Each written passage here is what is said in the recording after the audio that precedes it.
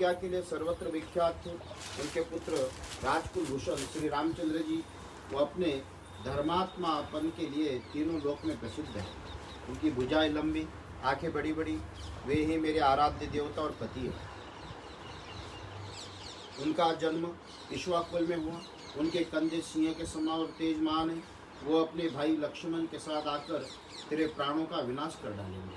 यदि तू उनके बलपूर्वक मेरा अपहरण करता तो अपने भाई खर की तरह जनस्थान के युद्ध में ही मारा जाकर सदा के लिए सो जाता।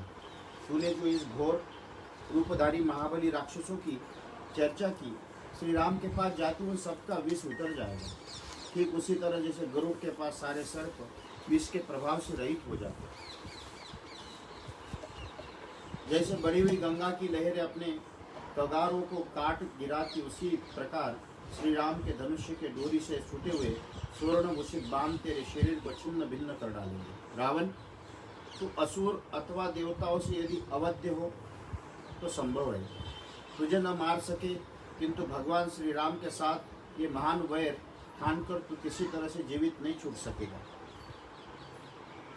रघुनाथ जी बड़े बलवान हैं, वो तेरे शेष जीवन का अंत कर डालेंगे। युग में बंधे हुए पशु की भांति तेरा जीवन दुर्लभ हो जाएगा। राक्षस, यदि श्री रामचंद्र जी अपनी रोज भरी दृष्टि से देख ले तो भी तू अभी इस तरह जलकर खाक हो जाएगा जैसे भगवान शंकर ने कामदेव को भस्म किया। जो चंद्रमा को आकाश से पृथ्वी पर गिराए या नष्ट करने की शक्ति रखते हैं, अथवा जो समुद्र को भी सुखा सकते हैं, भगवान श्री राम पहुंचकर सीता को भी छुड़ा सकते हैं। तू समझ ले, तेरे प्राण अब चले गए, तेरे राज्य लक्ष्मी नष्ट हो गए, तेरे बल इंद्रियों का भी नाश हो गया। तेरे पाप के कारण तेरी लंका भी विधवा हो जाएगी।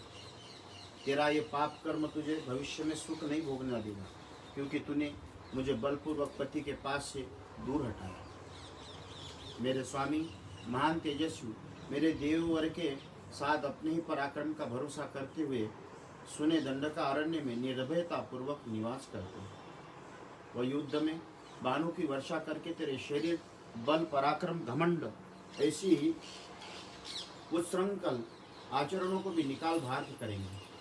जब काल की प्रेरणा से प्राणियों का विनाश निकट आता है, उस समय मृत्यु के अधीन हुए जीव प्रत्येक कार्य में प्रमाद करने लगते हैं।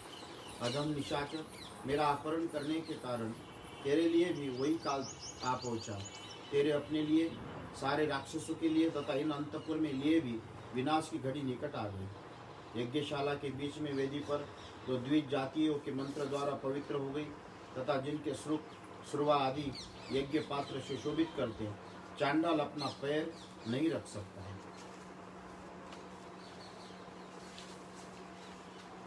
उसी प्रकार मैं नित्य धर्मपरायण भगवान श्री राम की धर्म पत्नी हूँ। दृढ़ता पूर्वक पतिव्रता धर्म का पालन करती हूँ, यज्ञ वेदी के समान हूँ। और राक्षसाधम तो महापापी अथवा चांडाल के तुल्य है, इसलिए मेरा स्पर्श नहीं कर सकता है। जो सदा कमल के समूह में राजहंस के साथ क्रीड़ा करती है, वो हंसी तृण में रहने वाली जलकाक की और कैसी दृष्टिपात करेगी। राक्षस को इस संज्ञा शून्य जड़ शरीर को बांध कर रख ले या काट डाल। मैं स्वयं इस शरीर को और जीवन को नहीं रखना चाहता। मैं इस भूतल पर अपने लिए निंदा या कलंक देने वाला कोई कार्य नहीं कर सकता। रावण से क्रोधपूर्वक ये अत्यंत कठोर वचन कहकर विधि कुमारी जानकी चुप हो गई और वहाँ फिर कुछ नहीं बोली। सीता का ये कठोर वचन रोंगटे खड़े कर देने वाला था। उसे सुनकर रावण ने उसने भय दिखाने वाली बात कही। मनोहर हास्य वाली भामिनी, मिथिलेश कुमारी मेरी बात सुन ले। मैं तुम्हें 12 महीने का समय देता हूँ। इतने समय में यदि तुम स्वेच्छापूर्वक मेरे पास नहीं आओगी तो मेरे रसोई के सवेरे का कलेवा तैयार करने के लिए तुम्हारे शरीर के टुकड़े टुकड़े कर डालेंगे। सीता से ऐसा कठोर बात कहकर शत्रुओं को रुलाने वाला रावण कुपित और राक्षसियों से इस प्रकार बोले। अपने विकराल रूप के कारण भयंकर दिखाई देने वाली ये रक्त मांस का आहार करने वाली राक्षसियों, तुम लोग शीघ्र इस सीता का अहंकार दूर करो। रावण के इतना कहते वो भयंकर दिखाई देने वाली अत्यंत घोर राक्षसी हाथ जोड़कर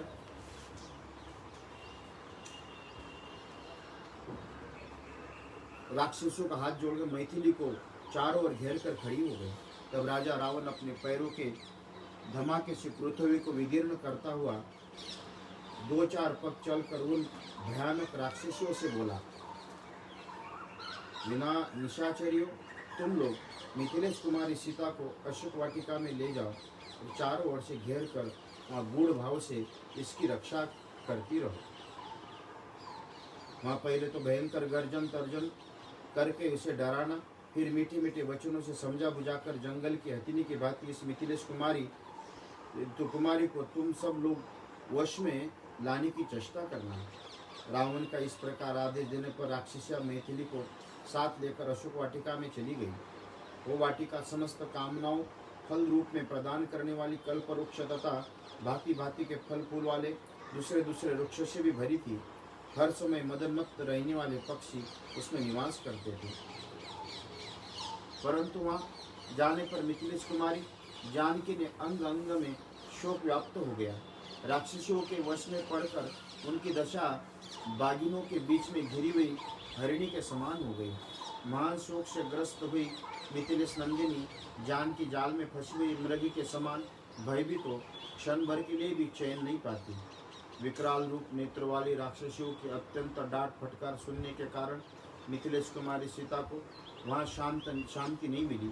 वह भय शोक से पीड़ित हो प्रियतम पति और देवर का स्मरण करते हुए अच्युत से हो गई। इत्यर्थ श्रीमद् रामायणे वाल्मीकि आदि काव्य अरण्य कांडे 56 सर्ग संपूर्ण। तब पितामह ब्रह्मा जी ने संतुष्ट हुए देवराज इंद्र से इस प्रकार कहा, देवराज, तीनों लोकों में हित और राक्षसों के विनाश के लिए दुरात्मा रावण ने सीता को लंका में पहुंचा दिया।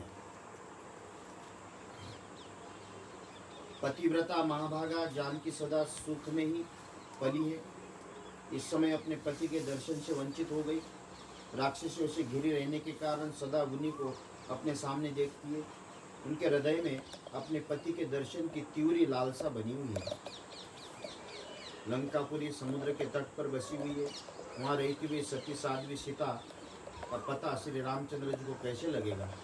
सीता दुख के साथ नाना प्रकार की चिंताओं में डूबी रहती है। पति के लिए इस समय वह अत्यंत दुर्लभ हो गई। प्राण यात्रा मतलब भोजन नहीं करती है। ऐसी दशा में निसंदेह अपने प्राणों का परित्याग कर देगी। सीता के प्राणों का क्षय हो जाने पर हमारे उद्देश्य की सिद्धि में पुनः पर्वत संदेह उपस्थित हो जाएगा। तुम शीघ्र ही यहाँ से जाकर लंकापुरी में प्रवेश करके सुम्य की सीता से मिलो और उन्हें उत्तम भविष्य प्रदान करो, फिर देती हूँ। ब्रह्मा जी ऐसा कहने पर पाक शासन भगवान इंद्र निद्रा को साथ लेकर रावण द्वारा पालित लंकापुरी में आए। निद्रा को साथ लेकर आए। वहां आकर इंद्र ने निद्रा से कहा, तुम राक्षसों को मोहित करो। इंद्र से ऐसी आज्ञा पाकर देवी निद्रा बहुत प्रसन्न हुई। देवताओं का कार्य सिद्ध करने के लिए उन्होंने राक्षसों को मोह निद्रा में डाल दिया। इसी बीच में सहस्त्र नेत्रधारी शचीपति देवराज इंद्र अशोक वाटिका में बैठी हुई सीता के पास गए और इस प्रकार बोले, पवित्र मुस्कान वाली देवी, आपका भला हो। मैं देवराज इंद्र यहाँ आपके पास आया हूँ। जनक किशोरी, मैं आपके उदार कार्य की सिद्धि के लिए महात्मा श्री रघुनाथ जी की सहायता करूँगा, अतः आप शोक न करें। ये मेरे प्रसाद में बड़ी भारी सेना के साथ समुद्र को पार करेंगे। मैंने ये इन राक्षसों को अपनी माया से मोहित किया है। विद्यानंदिनी सीते, इसलिए मैं स्वयं ही ये भोजन, ये हविष्यान्न लेकर निद्रा के साथ तुम्हारे पास आया हूँ। शुभे रंभोरु, यदि मेरे हाथ से इस हविष्य को लेकर खा लोगी तो तुम हजारों वर्ष तक भूख और प्यास नहीं सताएगी। देवराज का ऐसा कहने पर शंकित हुई सीता ने उन्हें कहा कि मुझे कैसे विश्वास हो कि आप शचीपति देवराज इंद्र ही यहाँ पधारे हैं। देवेंद्र, मैंने श्री राम और लक्ष्मण के समीप देवताओं के लक्षण अपनी आंखों से देखे हैं। यदि आप साक्षात देवराज है तो उन लक्षणों को दिखाओ। सीता की यह बात सुनकर शचीपति इंद्र ने वैसा ही किया। उन्होंने अपने पैरों से पृथ्वी का स्पर्श नहीं किया। पहला लक्षण, आकाश में निराधार खड़े रहे। उनकी आंखों के पलकें नहीं गिरती थी। उन्होंने जो वस्त्र धारण किया था उस पर धूल का स्पर्श नहीं होता था। उनके कंठ में जो पुष्पमाला थी उनके पुष्प कुमालते नहीं थे। देवोचित लक्षणों से इंद्र को पहचान कर सीता बहुत प्रसन्न हुई। ये देवताओं के लक्षण। भगवान श्री राम के लिए रोती हुई बोली, भगवान, सौभाग्य की बात है कि आज भाई सहित महाभाव श्री राम मेरे कानों में पड़ा है। शब्द भगवान का, मेरे लिए जैसे मेरे ससुर महाराज दशरथ तथा पिता मिथिला नरेश जनक, उसी रूप में आज मैं आपको देखती हूँ। मेरे पति आपके द्वारा सनात है। देवेंद्र, आपकी आज्ञा से मैं ये पायस रूप भविष्य दूध की बनी हुई खीर जिसके आपने दिया है खाऊंगी। ये रघुकुल की वृद्धि करने वाला है। इंद्र के हाथ से उस खीर को लेकर उस पवित्र मुस्कान वाली मैथिली ने मनी मन पहले उसे अपने स्वामी श्री राम और देवर लक्ष्मण को निवेदन किया और इस प्रकार कहा, यदि मेरे महाबली स्वामी अपने भाई के साथ जीवित है, ये भक्ति भाव से उन दोनों के लिए समर्पित है। इतना कहने के पश्चात उन्होंने स्वयं उस खीर को खाया। इस प्रकार उस भविष्य को खाकर सुंदर मुख वाली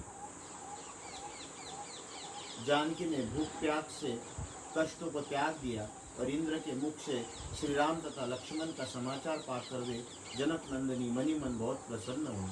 तब निद्रा सहित महात्मा देवराज इंद्र भी प्रसन्न हो सीता से विदा लेकर श्री रामचंद्र जी के कार्य की सिद्धि के लिए अपने निवास स्थान देवलोक चले गए। इत्यर्थ श्रीमद् रामायणे वाल्मीकि आदि काव्ये अरण्य कांडे प्रक्षिप्त सर्ग संपूर्ण। मरण करने वाली राक्षस मारीच का वध करके श्री रामचंद्र जी तुरंत ही आश्रम के मार्ग पर लौटे। तो सीता को देखने के लिए जल्दी जल्दी पैर बढ़ाते हुए आ रहे। इतने में पीछे की ओर से एक सियारिनी बड़े कठोर स्वर में चित्कार करने लगी। गिदड़ के उस स्वर से श्री रामचंद्र जी के मन में कुछ शंका हुई। उनका स्वर बड़ा ही भयंकर, रोंगटे खड़े कर देने वाला। उसका अनुभव करके वो बड़ी चिंता में पड़ गए। मनी मन कहने लगे, ये सियारिनी जैसे बोल रही है, इससे मुझे मालूम हो रहा कि कोई अशुभ घटना घटित हो गई। क्या विधि रंजनी सीता कुशल से होगी? उन्हें राक्षस तो नहीं खा गए? मृग रूपधारी मारीच ने जानबूझकर मेरे स्वर का अनुसरण करते हुए जो आर्त पुकार की, वो इसलिए शायद इसे लक्ष्मण सुन सके।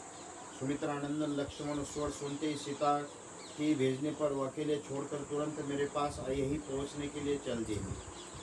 राक्षस लोग सब के सब मिलकर सीता का वध अवश्य कर देना चाहते। इसी उद्देश्य ये मारीच राक्षस सोने का मृग बनकर मुझे आश्रम से दूर हटा लिया है। मेरे बाणों से आहत होकर उसने आर्तनाद करते हुए कहा था कि हाँ लक्ष्मण, मैं मारा गया। इसमें भी उसका ही उद्देश्य छुपा हुआ है। वन में हम दोनों भाइयों के आश्रम से अलग हो जाने के कारण क्या सीता सकुशल वहाँ रह सकेगी? जनस्थान में जो राक्षसों का सहार हुआ, उसके कारण सारे राक्षस मुझ में वैर बांधी हुई है। आज बहुत से भयंकर अपशकुन से दिखाई देने थे। सियारिनी की बोली सुनकर इस प्रकार चिंता करते हुए मन को वश में रखने वाले श्री राम तुरंत लौटकर आश्रम की ओर चले। मृग रूपधारी राक्षस के द्वारा अपने को आश्रम से दूर हटाने की घटना पर विचार करके श्री रघुनाथ जी शंकित हृदय से जनस्थान को आए। उनका मन बहुत दुखी था, वह दीन हो रहे थे। उसी अवस्था में उनके मृग पक्षी बाएं रखते हुए वहाँ आए हुए भयंकर स्वर में अपनी बोली बोलने लगे। उस महाभयंकर अपशकुनों को देखकर श्री रामचंद्र जी तुरंत ही बड़े वेग से अपने आश्रम की ओर लौटे। इतने में उन्हें लक्ष्मण आते दिखाई दिए। उनकी कांति फीकी पड़ गई थी। थोड़ी ही देर में निकट आकर लक्ष्मण श्री रामचंद्र जी से मिले। दुख और विषाद में डूबे हुए लक्ष्मण से दुखी और विषादग्रस्त श्री रामचंद्र जी की भेंट उस समय राक्षसियों के सेवित निर्जन वन में सीता को अकेले छोड़कर आए हुए लक्ष्मण का बाया हाथ पकड़कर रघुनंदन आर्त से हो गए। पहले कठोर तथा अंत में मधुर वाणी द्वारा इस प्रकार बोले, अहो सौम्य लक्ष्मण, ये तुमने बहुत बुरा किया। सीता को अकेले छोड़कर यहाँ चले आए, क्या वही सीता सकुशल होगी? वीर, मुझ में बात में संदेह नहीं है। वन में विचरण वाले राक्षसों ने जनक कुमारी सीता को या तो सर्वथा नष्ट कर दिया होगा या उन्हें खा गए होंगे, क्योंकि मेरे आसपास बहुत से अपशकुन हो रहे। पुरुष यह लक्ष्मण कि हम लोग जैसी जागते हुए जनक दुलारी सीता को पूर्णतः स्वस्थ और सकुशल पा सकेंगे।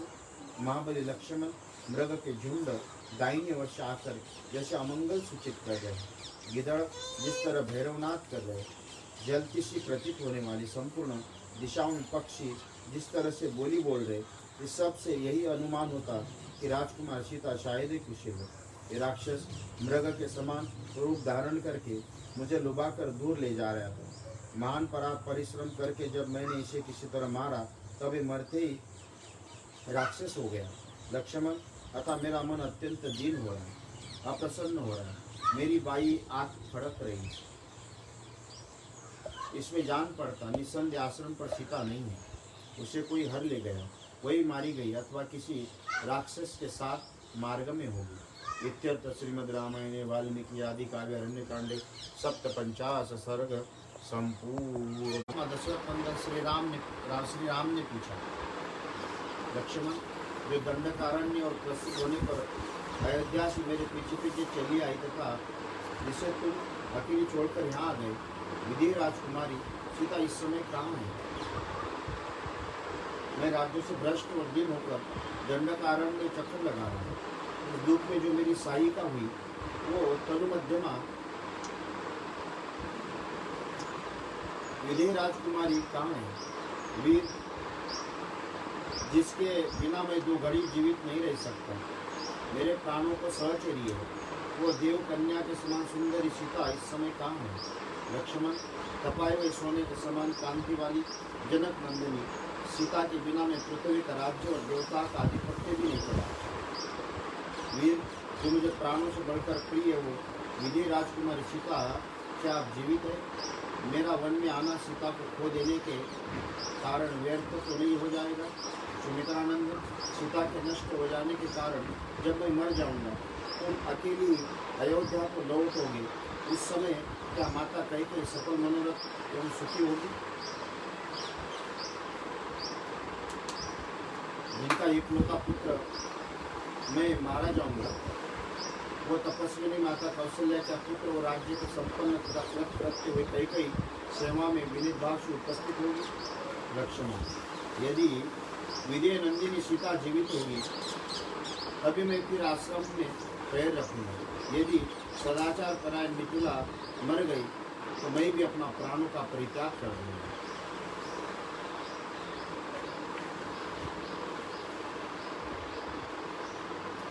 लक्ष्मण, यदि आश्रम पर जाने पर विदेह राजकुमारी सीता हंसते हुए मुख से सामने आकर मुझसे बात नहीं करोगी, तो मैं भी जीवित नहीं रहूँगा। लक्ष्मण, बोलो तो सही, वैदेही जीवित है या नहीं? तुम्हारा असावधान होने का कारण राक्षस उस तपस्वी को खा तो नहीं गए, जो सुकुमारी है, बाला भोली है, जिस वनवास के लिए दुख का अनुभव नहीं किया था, वैदेही आज मेरे वियोग से व्यतीत चित्त होकर अवश्य शोक कर रही है। उस कुटिल और दुरात्मा राक्षसों स्वर से लक्ष्मण, ऐसा पुकार कर तुम्हारे मन में सर्वथा भय उत्पन्न कर दिया। जान पड़ता वैदेही ने भी मेरे स्वर को मिलता हुआ जुलता राक्षस का स्वर सुन लिया, भयभीत होकर तुम्हें भेज दिया। तुम शीघ्र ही मुझे देखने के लिए चले गए। जो भी हो, तुमने वन में सीता को अकेला छोड़कर सर्वथा दुखद कार्य कर डाला। क्रूर कर्म करने वाले राक्षसों का बदला लेने का अवसर दे दिया। मांस भक्षी निशाचर मेरे हाथ में खर के मारे जाने से बहुत दुखी थे। इन घोर राक्षसों ने सीता को मार डाला होगा, इसमें संशय नहीं। शत्रुनाशन, मैं सर्वथा संकट में समुद्र में डूब गया हूँ। ऐसे दुख का अवश्य अनुभव करना पड़ेगा। ऐसी शंका हो रही, अतः मैं अब क्या करूं? इस प्रकार सुंदरी सीता के विषय में चिंता करते हुए लक्ष्मण सहित रघुनाथ जी तुरंत जनस्थान में आए। अब अपने दुखी अनुज लक्ष्मण को कोसते हुए भूख प्यास परिश्रम से लंबी सांसें खींचते हुए सूखे मुंह वाले श्री रामचंद्र जी आश्रम के निकटवर्ती स्थान पर आकर उसे सुना देख विषाद में डूब गए। वीर श्री राम ने आश्रम में प्रवेश करके उसे भी सुना देखा। कुछ ऐसे स्थलों का अनुसंधान किया जो सीता के विहार स्थान थे, उन्हें भी सुना पाकर क्रीड़ा भूमि में वही स्थान है जहाँ मैंने अमुक प्रकार की क्रीड़ा की थी, ऐसा स्मरण करके उनके शरीर को रोमांच हुआया और वो व्यथा से पीड़ित हो गए। इत्यर्थ श्रीमद् रामायणे वाल्मीकि आदि काव्ये अरण्य कांडे 850 सर्ग संपूर्ण। सियावर रामचंद्र भगवान। राम अपने परस्पर जो बातें की थी उन्हें विस्तार के साथ बता रहे।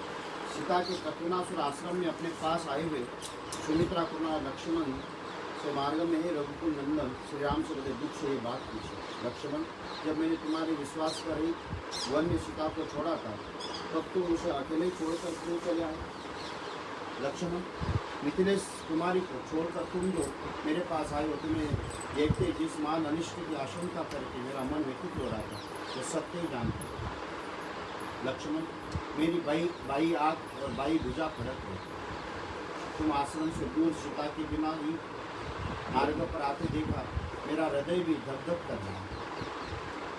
रामचंद्र जी का ऐसा कहने उत्तम लक्ष्मण को समस्त सुमित्रा कुमार लक्ष्मण अत्यंत दुखी होकर अपने शोकग्रस्त भाई श्री राम से बोले, भैया, मैं स्वयं अपनी इच्छा से उन्हें छोड़कर नहीं आया हूँ। उन्होंने कठोर वचनों से प्रेरित होकर मुझे अपने आपके पास आना पड़ा। आपका ही समान स्वर में किसी ने जोर से पुकारा, लक्ष्मण मुझे बचाओ। ये वाक्य मिथिला कुमारी ने कानों में पड़ा। इस आर्तनाद को सुनकर मैथिली आपके प्रति स्नेह कारण वैश्य व्याकुल हो गई। रोते हुए मुझसे तुरंत बोली, जाओ जाओ। जब बारंबार उन्होंने जाओ कहकर मुझे प्रेरित किया, तब मैंने विश्वास दिलाते हुए मैंने मैथिली से ये बात कही, देवी, मैं किसी राक्षसों को नहीं देखती जो भगवान श्री राम के भय से डाल सके। आप शांत रहे। भैया की आवाज़ नहीं है, किसी दूसरे की इस तरह की पुकार ही है। सीधे जो देवताओं को भी रक्षा कर सकते हैं, तो वो मेरे बड़े भाई मुझे बचाओ ऐसा निंदित कायरता पूर्ण वचन कैसे कहेंगे? किसी दूसरे की किसी बुरे उद्देश्य मेरे भैया के स्वर को नकल करके, लक्ष्मण मुझे बचाओ, ये बात जोर से कहे। शोभा ने, इस राक्षस की भय के कारण मुझे बचाओ, ये बात मुँह से निकली। आपको व्यतीत नहीं होना चाहिए। ऐसी व्यथा को नीच श्रेणी की स्त्रियाँ अपने मन में स्थान देती हैं। तुम व्याकुल मत हो, स्वस्थ हो जाओ, चिंता छोड़ो। तीनों लोगों में ऐसा कोई पुरुष न हो, उत्पन्न हुआ हो, जो न हो रहा हो न होगा, जो युद्ध में रघुनाथ जी को परास्त कर सकेगा। संग्राम में इंद्र आदि देवता भी श्री राम को नहीं जीत सकते। मेरा ऐसा कहने पर विजय कुमारी ने चेतना मोह में आच्छन्न हो गई। आंसू बात में मुझसे अत्यंत कठोर वचन बोले, लक्ष्मण, तेरे मन में मेरे लिए अत्यंत पापपूर्ण भाव भरा, तो अपने भाई का मनोरथ मुझे प्राप्त करना चाहता, परंतु मुझे पा नहीं सकेगा। तो भरत के इशारों से अपने स्वार्थ के लिए श्री रामचंद्र जी के पीछे पीछे आया है, तभी वह जोर जोर से चिल्ला रहे और तू उनके पास जाता तक नहीं। तू अपने भाई का छिपा हुआ शत्रु है। मेरे लिए ही श्री राम का अनुसरण करता है, श्री राम के छिद्र ढूंढ रहा है, तो संकट के समय उसके पास जाने का नाम नहीं लेते। विजय कुमारी का ऐसे कहने पर रोष से भर गए, मेरी आंखें लाल हो गई, क्रोध से मेरे वट फड़फड़ाने लगे। इस अवस्था में मैं आश्रम से निकल आया। लक्ष्मण की ऐसी बातें सुनकर श्री रामचंद्र जी संताप से मोहित हो गए। उनसे बोले, सौम्य, तुमने बड़ा बुरा किया, तुम सीता को छोड़कर यहाँ चले आए।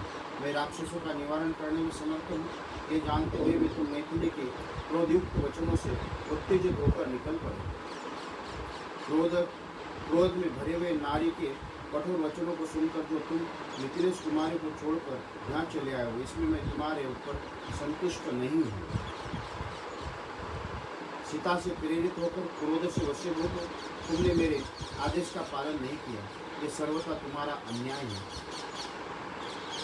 जिसके मृग रूप धारण करके मुझे आश्रम से दूर हटा दिया, वो राक्षस मेरे बाणों से घायल होकर सदा के लिए सो रहा है। धनुष्य खींचकर उस बाण का संधान करके मैंने लीलापूर्वक चलाए हुए बाणों से जो उस मृग को मारा, देव मृग के शरीर का परित्याग करके बाहों में बाजूबंद धारण करने वाला राक्षस बन गया। उसके स्वर में बड़ी व्याकुलता आ गई थी। बाण से हाथ होने पर भी उसने आर्तवाणी से मेरे स्वर की नकल करके बहुत दूर तक सुनाई देने वाला अत्यंत दारुण वचन कहा था, इसलिए तुम मिथिलेश कुमार सीता को छोड़कर यहाँ चले आए हो। इत्यर्थ श्रीमद् रामायणे वाल्मीकि आदि काव्ये अरण्य कांडे एकोनषष्ठतम सर्ग संपूर्णं सियावर रामचंद्र भगवान। ये आग की नीचे वाली पलक जोर जोर से फड़कने लगी। श्री राम चलते चलते लड़खड़ा गए, उनके शरीर में कंप होने लगा। बारंबार सब शकुनों को देखकर कहने लगे, क्या सीता सकुशल होगी? सीता को देखने के लिए उत्कंठित हो बड़ी उतावली के साथ आश्रम पर गए। वहाँ कुटिया सुनी देख उनका मन अत्यंत उद्विग्न हो गया।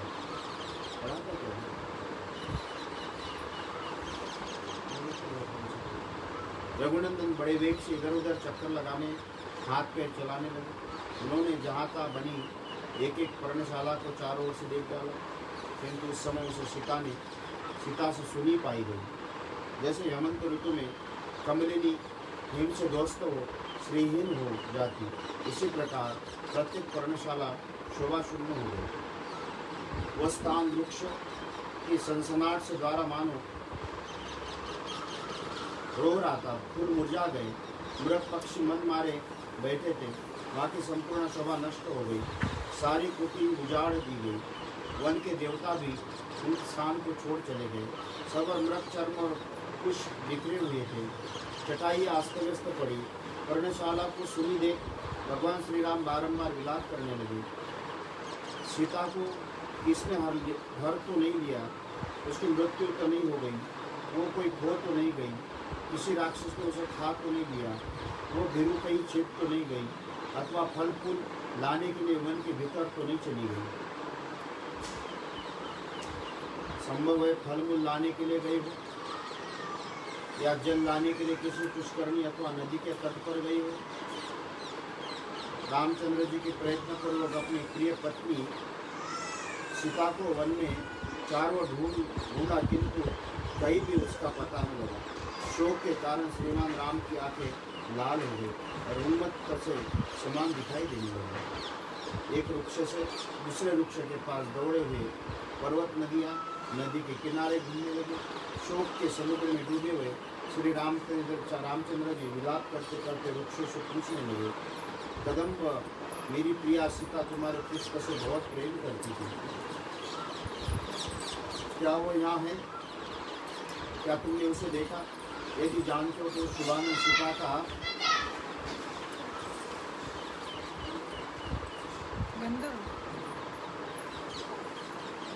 सीता का पता बताओ। उनके अंग में सुलिग्न पल्लवों के समान कोमल तथा शरीर पर पीले रंग की रेशमी साड़ी शोभा पाती है। बिल्व मेरी प्रिया के स्तन तुम्हारे समान है, यदि तुमने उसे देखा तो उसे बताओ, अथवा मुझे तुम्हारे फूलों पर मेरी प्रिया का विशेष अनुराग था, तुम्हें उसका कुछ समाचार बताओ। प्रशांगी जनक किशोरी जीवित है या नहीं? ये कंकु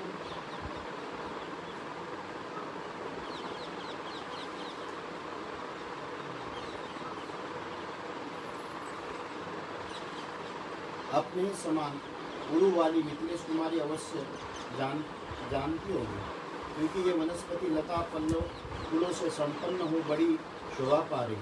तुम सब वृक्षों से श्रेष्ठ हो, क्योंकि भ्रमर तुम्हारे समीप आकर अपने झंकोरे द्वारा तुम्हारा यशोगान करते। तुम्हें सीता का पता बताओ। ये भी कोई उत्तर नहीं दे रहा है। ये तिलक वृक्ष अवश्य सीता के विषय में जानते होंगे, क्योंकि मेरी प्रिया सीता को भी तिलक से प्रेम था। अशोक, तुम शोक दूर करने वाले हो। इधर मैं शोक से अपनी चेतना खो बैठा हूँ। मुझे प्रियतमा का दर्शन कराकर शीघ्र ही अपने जैसे नाम वाला बना दो। मुझे शोकहीन कर दो। ताल वृक्ष, तुम्हारे पके हुए फलों के समान स्तन वाली सीता को यदि तुमने देखा हो तो बताओ। यदि मुझ पर तुम्हें दया आती हो तो सुंदरी के विषय में अवश्य कुछ कहो। जामुनर सुवर्ण के समान कांति वाली मेरी प्रिया यदि तुम्हारी दृष्टि में पड़ी होती है, यदि तुम उसमें विषय में जानते हो तो निशंक हो तो मुझे बताओ। कनेर, आज तो फूलों के लगने से तुम्हारी बड़ी शोभा हो। मेरी प्रिया साध्वी सीता को तुम्हारे पुष्प बहुत पसंद थे, यदि तुमने उसे कहीं देखा तो मुझे कहो। इसी प्रकार आम, कदम्ब, विशाल, शाल, कटहल, कुंवर, घव, अनार वृक्षों को देखकर माँ ऐसे श्री रामचंद्र जी के पास गए।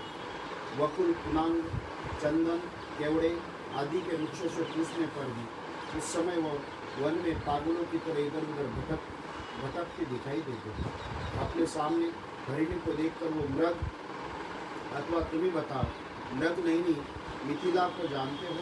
मेरी प्रिया दृष्टि तुम हरिणी पुष्टि है, अतः संभव है वो हरिणियों की ही साथ हो। श्रेष्ठ गजराज तुम्हारे शून्य के समान है, जिसके दोनों गुरु है। सीता को संभवतः तुमने देखा होगा, मालूम होगा, तुम्हें उसका पता विदित है, अतः बताओ वो कहाँ है। व्याघ्र, यदि तुमने मेरी प्रिया चंद्रमुखी मैथिली को देखा तो निशंक होकर बताओ, मुझे तुम्हें कोई भय नहीं होगा। इतने में उनका भ्रम हुआ कि सीता उधर भागकर छिप गई। तब बोले, प्रिय क्यों भागी जा रही है? कमल लोचने, निश्चय ही मैंने तुम्हें देख लिया। तुम वृक्षों की ओटों में अपने आप को छिपाकर मुझसे बात क्यों नहीं करती हो? वरार हुए, ठहरो ठहरो, क्या तुम्हें मुझ पर दया नहीं आती? अधिक हास परिहास करने का तुम्हारा स्वभाव तो नहीं था, फिर इसलिए मेरी अपेक्षा करती हूँ। सुंदरी, पीली रेशमी साड़ी में तुम्हें ही कहीं हो ये सूचना मिल जाती है। भागी जाती हो तो भी मैंने तुम्हें देख लिया है। यदि मेरे प्रति स्नेह एवं सौहार्द हो तो खड़ी हो जाए। फिर भ्रम दूर होने पर बोले, अथवा निश्चय वो नहीं है। उस मनोहर मुस्कान वाली सीता को राक्षसों ने मार डाला, अन्यथा इस प्रकार संकट में पड़े हुए मेरी वो कदापि उपेक्षा नहीं कर सकते। स्पष्ट जान पड़ता कि मांस भक्षी राक्षसों ने मुझे बिछोई हुई मेरी भोली भाली प्रिया मैथिली को उसके सारे अंग बांट कर खा लिए। सुंदर दांत, मनोहर वोष, सुगढ़ नासिकाओं से युक्त रुचिर कुंडलों से अलंकृत पूर्ण चंद्रमा के समान अभिराम मुख राक्षसों का ग्रास बनकर निश्चय अपनी प्रभा को बैठी हुई है। रोती बिलकती हुई प्रियतमा सीता की वो चंपा के समान वर्ण वाली कोमल सुंदर ग्रीवा, जो हार हौसले आभूषण पहनने योग्य थी, वो निशाचरों का आहार बनी है। वह नूतन पल्लों के समान कोमल भुजाएं इधर उधर पटकी जा रही होगी, जिनका अग्रभाग काँप रहा होगा। हाथों के आभूषण बाजूबंद सहित निश्चय राक्षसों के पेट में चली गई। मैंने राक्षसों का भक्ष्य बनाने के लिए उस बालकों को अकेला छोड़ दिया। यद्यपि उस बंधु बांधव और सब बहुत से तथापि रात्रियों के समुदाय से विलग हुई किसी अकेली स्त्री की भांति निशाचरों का ग्रास बन गई है। हाँ माँ हो लक्ष्मण, तुम कहीं मेरी प्रियतमा को देखते हो?